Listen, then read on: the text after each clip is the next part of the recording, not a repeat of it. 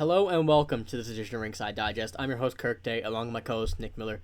This video, we're going to be talking about the Tampa Bay Lightning and what we could probably see during this offseason, heading into the draft, free agency, during the offseason, see what they can do. You know, they're in a bit of a difficult spot now. They have not won the Cup this year, surprisingly, as they have the past few years. So they got a few moves to make, like they have every other year. But you know, Julien Brisebois, we trust him. We know he does his job well, and we can see what he's going to do this season. But before we get into it, make sure to subscribe if you want to see more content from us. The support has been incredible. Congratulations to all the Latvian fans who had their day off today, the national holiday. Hope you enjoy it. Hope you watch the videos. Hope you like them as well. So make sure to subscribe. Join us on this journey that we have. And let's get right into it. So first of all, we're going to be talking about pretty much just the contracts, the kind of situation they're in right now. And yeah, it's pretty much we're going to go over the forwards and the defense here. We're going to go over the forwards here first. You see, you got Ross Colton, Tanner Jeannot, Alex Killorn, Corey Perry, Pierre-Robert Bellemare. A few veterans here, even though Ross Colton and Jeannot pretty young still, but you know they know their way around this team, especially Ross Colton, who's been here for as long as I can remember. All of these guys are expiring this year. So, you know, it's going to be a different situation with Alex Killorn. Might not bring him back. Same with Ross Colton. We see a lot of Montreal fans. Nick, I'll ask you about this as well in a minute. Alex Killorn. A lot of Montreal fans want him to have that veteran presence in the Canadiens' locker room. So what do you think about that one?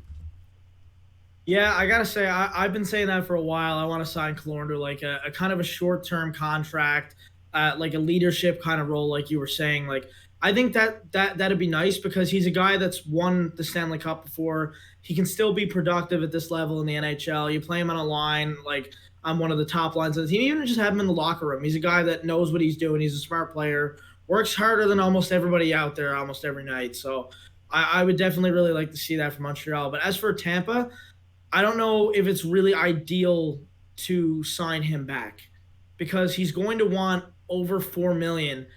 And I don't know if you have the cap space there, but I don't think it's very much more than that. It might be like $7 million that they're projected to have.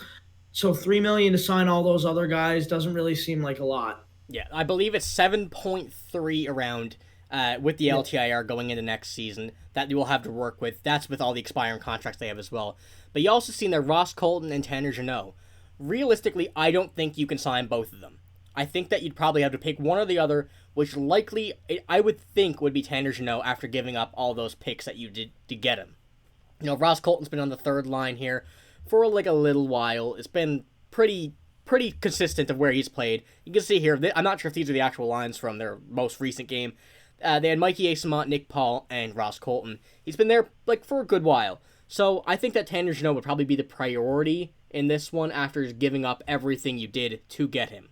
I know he's not even on these lines here, so I'm not sure when these are from.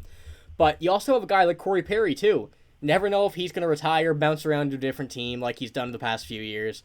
So we'll see what happens with that. But then you also got the defense here. So very, very big contracts up top with Eric Chernak, Mikhail Sergachev, and Victor Hedman. You also have Ian Cole, who I don't think is a priority to re-sign. Can't see him really coming back. Maybe if you want to get him super cheap and he'll accept it, why not?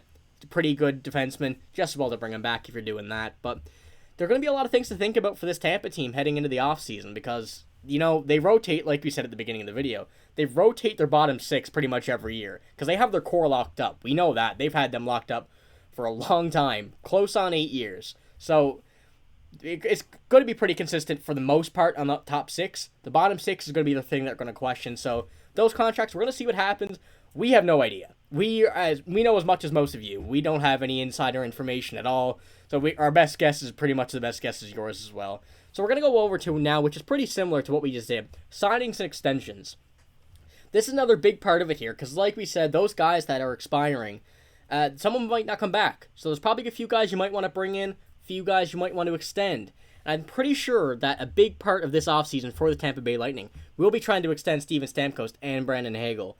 I feel like the talks are going to commence for those guys pretty soon in an extension because I can go back and see here. Both of them are expiring next year. Steven Stamkos on an $8.5 million heading into a UFA season, and Brandon Hagel an RFA making $1.5, which is a phenomenal contract for how good he is at his age of 24. And Stamkos, he might not want that much. So, Nick, what do you think about these two extensions that could be in talks over the summer? Well, aside from those guys taking a pay cut, I think that Stamkos is a little bit more likely to take a pay cut than maybe Hagel is, because Hagel hasn't really made his money in the league yet, and he's definitely worthy of upwards over 5 million after what we've seen the past couple of years from him in Tampa Bay. I would say around like 5.5 million. It would be around what he's going to get.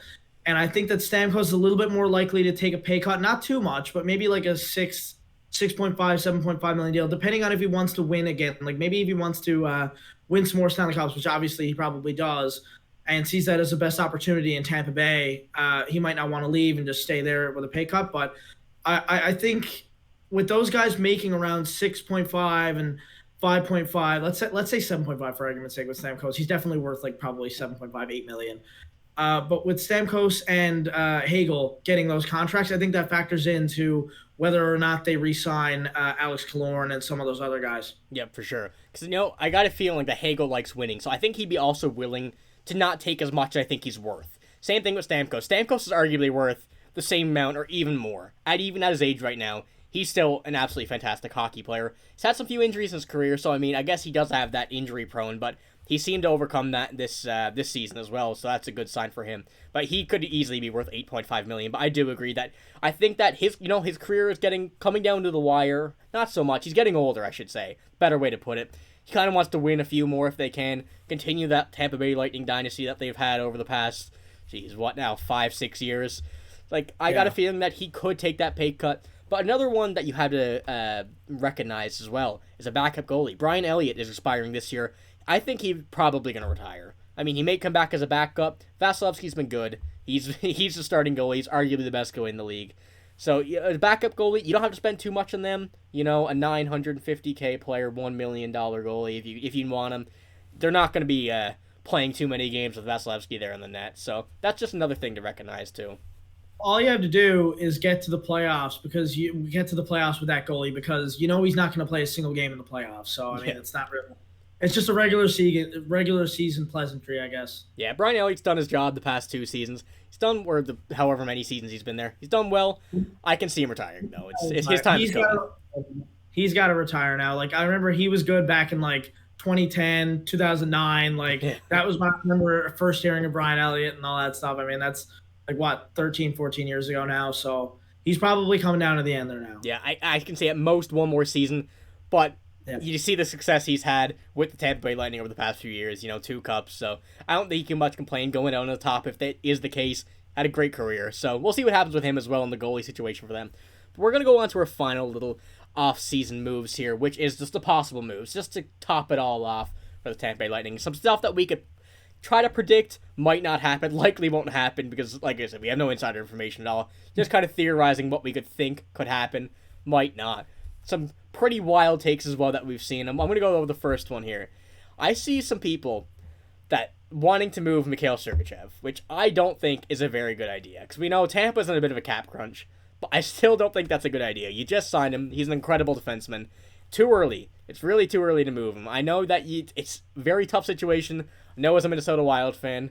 We're also in cap hell, so just you got to wait it out. I don't think there's any reason to move Mikhail Sergachev. He's not doing anything bad. He's still very good. So I don't think that's a very smart move to try to get rid of him as it is now.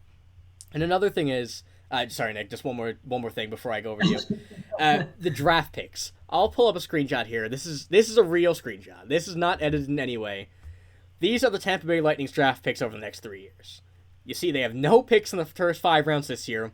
They don't have a first and a second next year, and they don't have a first in 2025. So I can see them trying to move someone just like Ross Colton. If you want to move his RFA contract, try to get a couple second rounds, maybe a first round if you add something to it, just to get a few extra picks for these upcoming drafts, especially this year, because we know how stacked the draft is. Might see those, maybe not. Just kind of a theory. So Nick, what do you think about those? Well, first I was going to say that from past experience, do not trade Mikhail Sergachev. It doesn't work out, especially if you go for Jonathan Drouin, who I hope is gone. But anyway, to the draft picks, I think Tampa Bay is not likely to acquire many draft picks because, as you saw in the playoffs, I thought Tampa Bay was the better team in 5 out of the 6 of those games. They just didn't come out on top because Toronto just had it this year. They had something. Well, until the second round, they had something. But,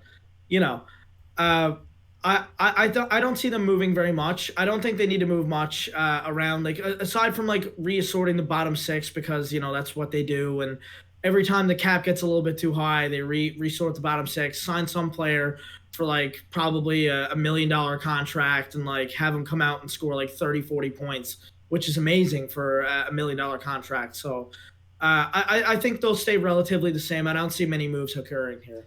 Yeah, I mean, most I think they'll do is probably just reorganize the bottom six as they've done the past few And years. bottom two pairings as well. Yeah, And like top three defense, they're going to stay the same. I don't see them trading Sergachev. It's going to be like Hedman, Chernak, Sergachev, and I don't really know if I'd want to keep Darren Radish in a top four when I'm yeah, trying to win a Stanley Cup.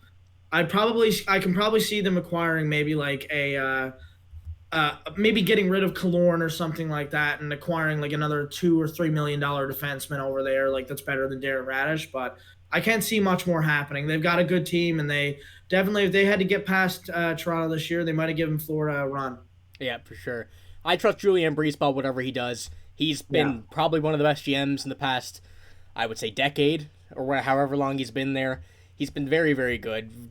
Made that team what it is, pretty much. Got the Stanley Cups made. He got his job done. He knows what he's doing. Full trust in him. But let us know down in the comments below what you think, or what you agree. If you agree with us, disagree, what you think the Tampa Bay Lightning could do this offseason. Because we know free agency's coming up. We're going to be going over all that stuff. A lot of stuff to think of for a bunch of different teams as well. You got the trades in the free agency, the draft, big things happening. So let us know what you think. Hope you liked this video. Make sure to like it if you did. Make sure to subscribe as well, like I said at the beginning of the video. If you liked it, leave a like, subscribe. Thank you for watching.